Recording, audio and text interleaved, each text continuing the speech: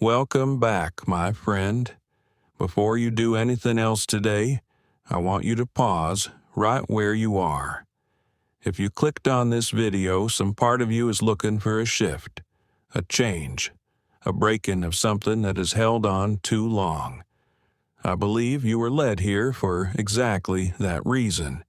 Today, we're going to talk about restoration, about what happens when the things that have quietly blocked your progress, your peace, your provision, finally lose their grip.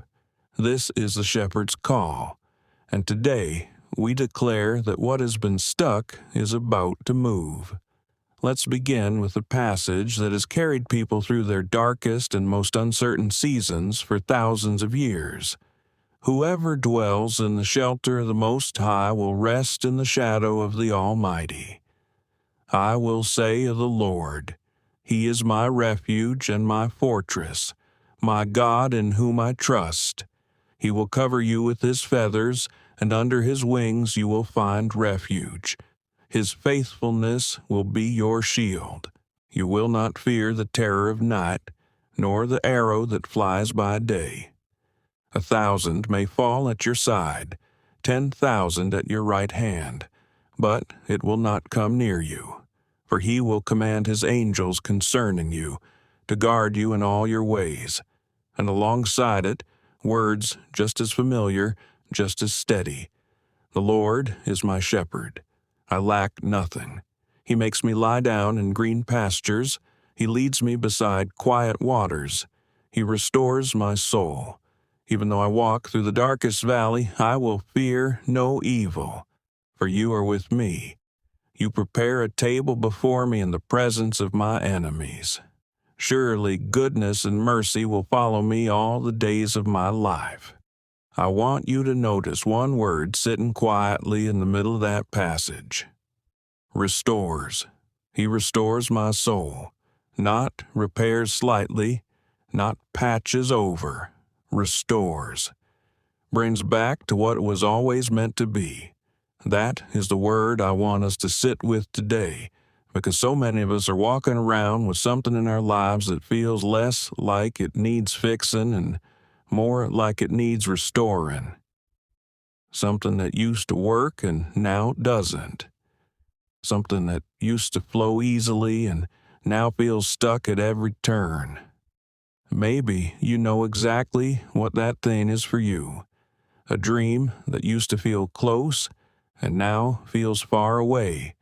A relationship that used to feel warm and now feels distant. A sense of momentum in your life or your work that seems to have quietly stalled without a clear reason why. If any part of you recognized itself in that description, I want you to keep listening. Because today is about naming that stuck place honestly and asking God to do what only He can do with it. Here's something important to understand. Feeling blocked does not always mean something dramatic or sinister is happening. Sometimes it is simply the natural resistance of a hard season. But Scripture is also honest about the fact that there are real unseen pressures that work against us. Discouragement that settles in and refuses to leave. Patterns that repeat generation after generation in a family. Weariness that outlasts any reasonable explanation. Naming this honestly is not fear. It is clarity. And clarity is often the first step toward freedom. I want you to ask yourself a different question than the one you've probably been asking. Most of us, when we're stuck, ask why. Why is this happening to me? Why does this keep repeating? Why can't I seem to move past this? And that question, while understandable, rarely leads anywhere but frustration. Today, I want to offer you a different question. Not why, but what now? What is the next honest step? What am I being invited to release? What am I still holding on to that was never meant to be carried this far? The shift matters because why keeps you looking backward, searching for a cause you may never fully understand.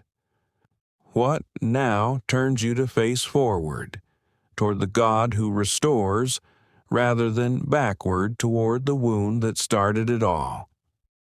Let's talk about the picture in Psalm 91 for a moment, this image of shelter and covering. A shelter does not remove the storm outside. It simply means the storm no longer has the final say over what happens to you underneath it. This is such an important distinction. Being covered by God does not mean every difficulty disappears instantly. It means that whatever difficulty remains, it no longer gets to determine the outcome of your life. The storm can rage. The shelter still holds. And notice, too, the promise about the angels sent to guard you in all your ways. Not some of your ways, all of them. The parts of your life you feel confident about, and the parts you're embarrassed by. The decisions you're proud of, and the ones you're still trying to untangle the consequences of. All of your ways. This is a wide, generous kind of protection, not a narrow one reserved only for the parts of your life that already look put together. Now, I want to speak honestly about restoration, because I think we sometimes picture it as instant, and when it doesn't arrive instantly, we assume it isn't coming at all. But restoration in Scripture is rarely a single dramatic moment. It is far more often a process. A field left fallow for a season before it can grow anything worthwhile again. A relationship that heals slowly, conversation by conversation, rather than all at once. A body that recovers gradually rather than overnight. If your restoration feels slow right now, that does not mean it has stalled. It may simply mean it is happening the way real restoration usually happens, quietly, beneath the surface, before it becomes visible above it. I want to gently address something else many of you may be carrying, even if you've never said it out loud to anyone. There is a particular kind of exhaustion that comes not from one big crisis, but from a long string of small disappointments that never quite led up. The job that almost worked out. The relationship that almost healed. The plan that almost came together before quietly falling apart again. If you have felt that specific kind of tired lately, the tired that isn't about a single event, but about the accumulation of many small letdowns, I want you to know that this too is something worth naming honestly before God. You don't need a dramatic crisis to justify bringing your weariness to Him. Ordinary exhaustion matters to Him just as much as extraordinary pain. There's a reason David returns again and again in his writing to images of pastures and quiet waters and restored souls. He is describing recovery, not conquest. Not a single victorious battle, but a slow, deliberate process of being led somewhere calmer than where he currently stands. A shepherd does not rush an exhausted flock toward the next task. He leads them first to rest, then to water, then to green pasture, and only once they are restored does the journey continue. If your soul feels tired today, this is not a detour from your purpose. Rest itself may be part of the path forward, not a pause from it. I also want to speak to the specific fear that sometimes shows up when we start hoping again after a long stretch of disappointment. There is a real risk in hope. To hope again after being let down is to open yourself back up to the possibility of being hurt again. This is why so many people quietly stop hoping, not because they no longer want things to change, but because they are protecting themselves from the pain of wanting something and not receiving it. If that describes you, I want to gently say, your caution makes sense. It is not weakness, But I also want to remind you that the promises we've read together today were not written for people who already had it all figured out. They were written for people exactly like you, tired, cautious, still deciding whether it's safe to hope one more time. Let's talk for a moment about what it might look like practically to cooperate with restoration rather than simply wait passively for it. Restoration in Scripture is rarely something that happens to a completely passive person.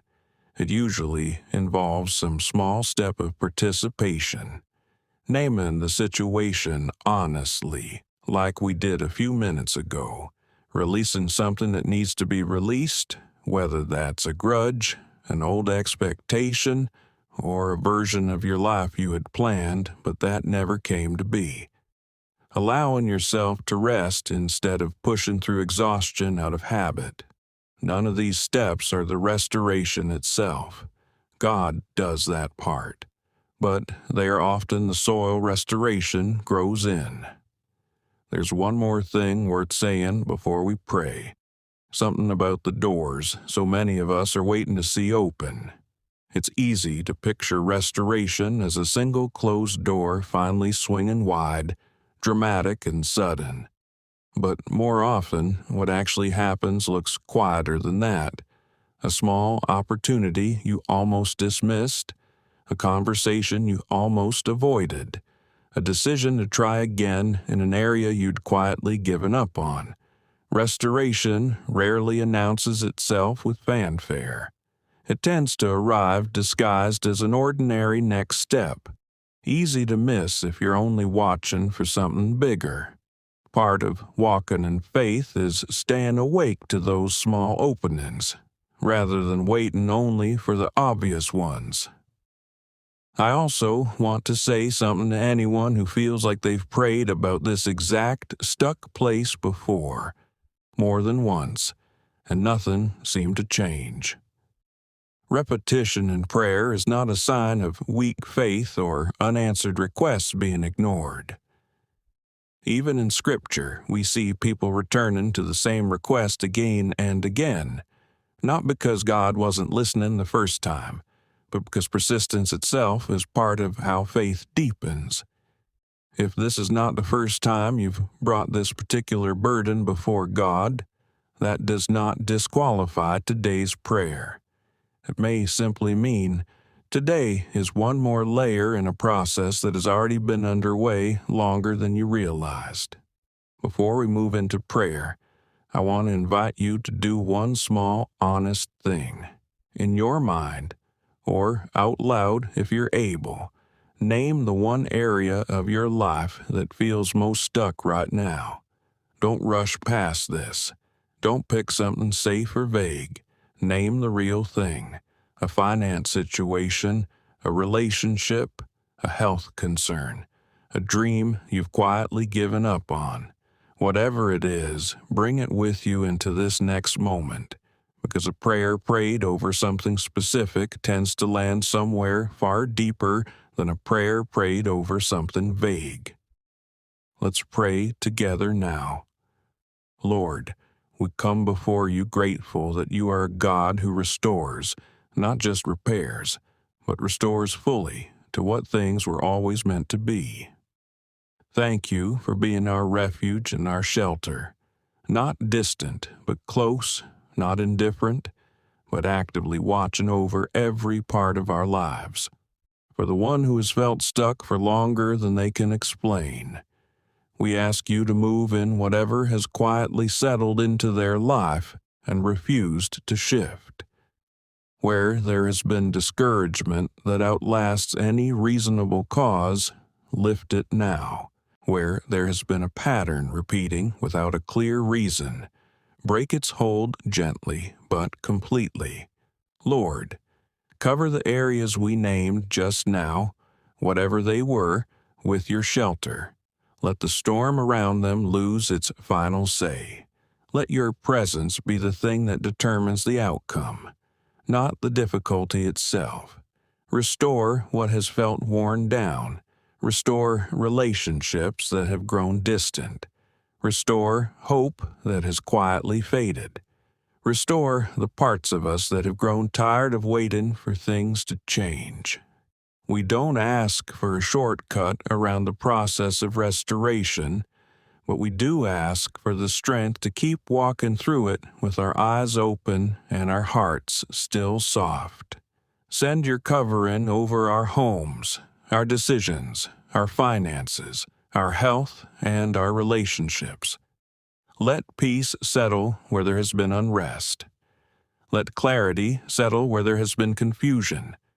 And where we have been asking why for far too long, help us begin asking what now, and give us the courage to take the next honest step forward.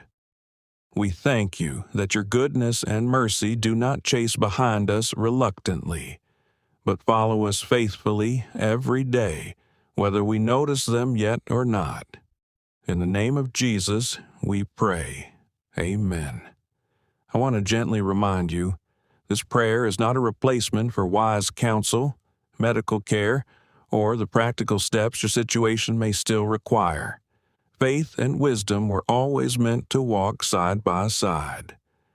If today's message met you somewhere honest, consider sharing it with someone who might need it too. And if you haven't yet, subscribe to the Shepherd's Call. We gather back here regularly to sit with Scripture, to pray honestly, and to remind each other that restoration, even slow restoration, is still restoration. Go now, trusting that what feels stuck today is already beginning to move, even if you cannot see it yet.